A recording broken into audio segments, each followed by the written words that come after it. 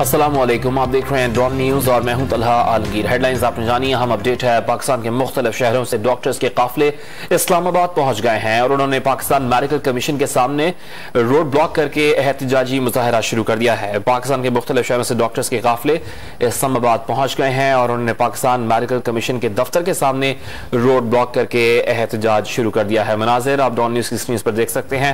इस पर बात करने के लिए डॉन न्यूज़ की नुमाइंदा वजिया खान ने हमें ज्वाइन किया। वजिया बताइएगा, मुजाहिरीन के क्या मुतालबात हैं?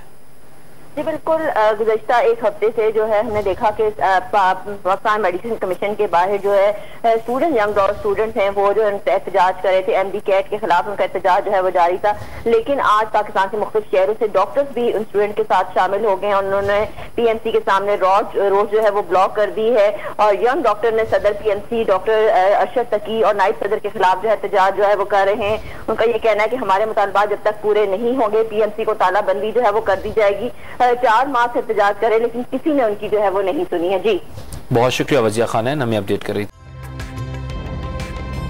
ताज़ा तरीन वीडियोस के लिए हमारा चैनल सब्सक्राइब करके बेल आइकॉन प्रेस करें ताकि आपको मिले हर अपडेट सबसे पहले।